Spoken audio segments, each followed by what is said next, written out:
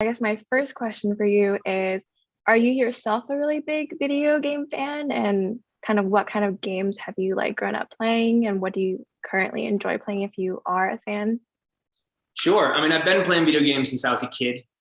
I remember back on like N64, even playing Mario Kart, playing Mortal Kombat, one of the first ones.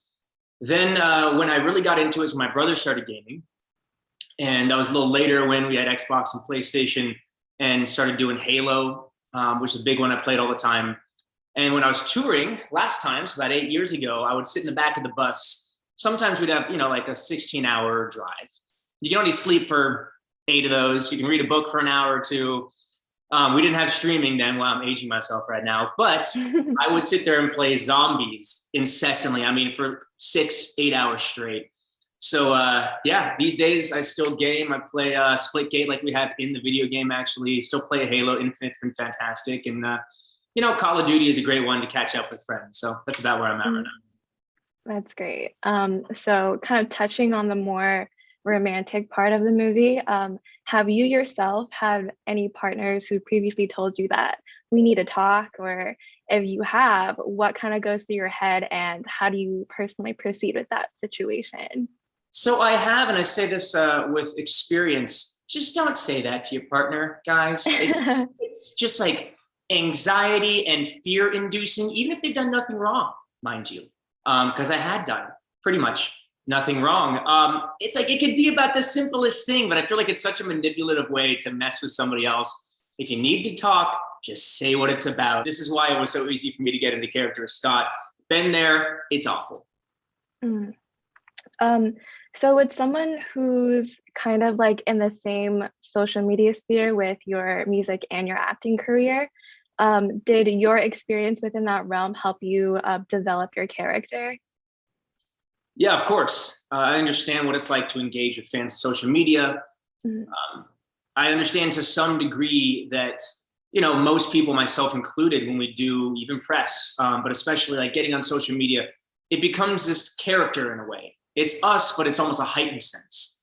At least it used to be a lot more for me. As I've done it more and more and gotten older, I really try not to put on a show. Try and be as authentic as possible, but sometimes that is difficult because you're talking to no one and at the same time, millions of people. So it's a strange thing to do, completely related to Scott in that regard. But again, I think one big difference is he never stops putting on a show. He is constantly in character. He's constantly on. And I like to try not to be that way anymore. I like to be as real and authentic myself as possible. That's actually kind of leading into my next question of, how do you personally deal with like the negativity of like different trolls online? Well, what comes with that, I think, is some sort of, I'd hope, responsibility. Not everybody feels the same way as I do. Again, I'm going to be myself, but I'm going to be conscientious of the fact that whatever I say can be extremely influential. So at this point in my life, my career, I do my best to stay away from anything that's too divisive politically or in terms of religion. I just accept everybody wants to be a good person. So I stay pretty neutral with a lot of things. But of course, yeah, in terms of dealing with, you say one wrong thing, or even if it's not wrong to you. I mean, I was just in Israel and all I did is post, hey, Jerusalem is beautiful, and some other posts. It was nothing political. It was nothing really besides that. And unfortunately, I was met with death threats for the next couple of weeks and emails just for supporting a country that a lot of people don't support. The country's been good to me. I am Jewish. I have friends and family there. And I shouldn't be made to feel ashamed or afraid to post something in that regard, but that does come. So as middle of the ground as you try and be, and as I try and stay, it's inevitable that there are going to be people that say awful things and do awful things. And you just got to do your best to ignore it. Or, as they say, don't read your own press. I try not to, unless the director from this movie sends me a fantastic article. And then I do boost my ego and makes me feel good.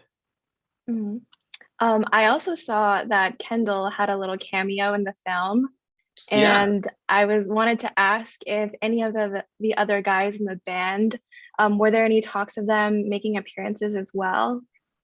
I mean, like anything else, whether it's an invite to a premiere or it's an opportunity like, hey, I'm doing a movie, we had the idea, I usually put it in a group text. So all three of them could have sent one in, and Kendall jumped in it, thought it'd be fun. He sent it in right away. So I don't believe Carlos or Logan sent theirs in, so they're not cameoing in my movie. But totally fine. I mean, we do so much stuff together. I think it worked out well, just popping up as Kendall. And of course, a lot of fans have taken a liking to that, which is awesome. And we really try and support each other, the four of us, and everything we do. And I wanted to congratulate you guys on your comeback. I know you guys released your first single in like 8 years back in like 2021. And I wanted to ask you what that reunion conversation was like, and have you guys stayed in touch all this time? Sure. Well, thank you. We're very excited. We're just ramping up and getting going. So anybody who thinks, oh, it's just a reunion tour, not at all the idea. We plan on releasing a ton of music. We've been writing, recording. We're looking at a long-term plan here. So we're so excited to be back together.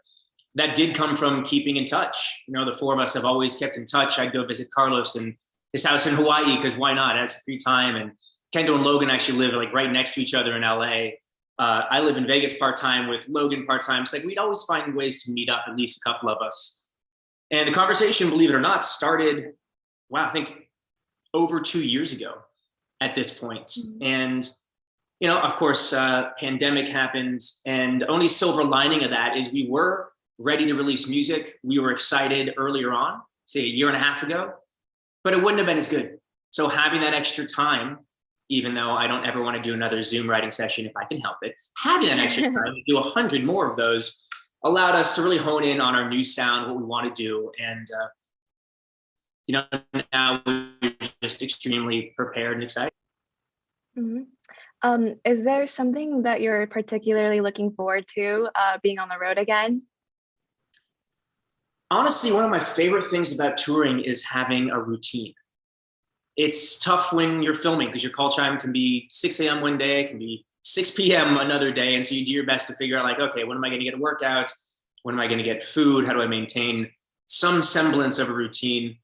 And even though you're in a different city every day, when you're doing a bus tour like we are, there's no fly dates until we start doing Mexico and Latin American dates. It's awesome because you go back to your same bunk, you have your same suitcase. I'll have my dog with me for most of it. And you can pretty much figure out like, hey, every day, whether I arrive at 6 a.m. or 10 a.m., my first rule of business is going to be, you know, getting food from catering and then getting a ride to the gym. And then I can block out, I'm taking half an hour here to read a book. As silly as it sounds, my life is so all over the place, all four of ours are, that having that routine, those few months of this is what's going on pretty much every day is kind of awesome. Are there any specific songs from back in the day that you're the most excited to perform on stage? Yes, I can't give away details, but I will say I spent about 3 hours on conference calls this morning with the boys and our team, putting together the set list. And we've already started reproducing some of the old music. So you're going to hear a lot of old songs. We're going to play some classics. We're going to play bits and pieces from a lot of albums, but most of them with full production are going to feel fresh. And I know you guys are also going on tour with Dixie D'Amelio. And I was wondering if you guys were planning on making any TikToks together and if you guys had any like specific ones in mind. You know, we just started getting into the TikTok game. We made a lot of ridiculous ones in Miami. Just posted another one today. You know, we're super down. She's one of the biggest there is, you know, so we mess with her every time we see her, like, hey, teach us how to TikTok. And she laughs about it because she's like, it's not that hard. I'm like, I get to you that it's not that hard. You can just post a picture of your face and it gets 10 billion likes. For us, we got to be a little more creative, and we are a little bit more old school in that we're used to full-blown production and long-form content. So we're having to adjust the way we do things. We still like to shoot on nicer cameras and get like proper shots and edit them. It's still tough to go straight to the app and do it that way, but we're not being as precious about it as we were. And she's kind of helping us do that. Yeah. And then my last question, and kind of a personal question as a fan, I was wondering if you guys could work on getting Paralyzed on Spotify, because I think it's one of your best songs. Funny you mention that without confirming or denying it being a part of any future tours. It has been brought up and it is being discussed, and maybe it's even been produced at this point. I don't know. I don't know about releasing it, but it's something a lot of fans asked us to play. So we're seriously considering that. And yeah, if we do get an opportunity, maybe we cut it, put it out there. We're not opposed to that.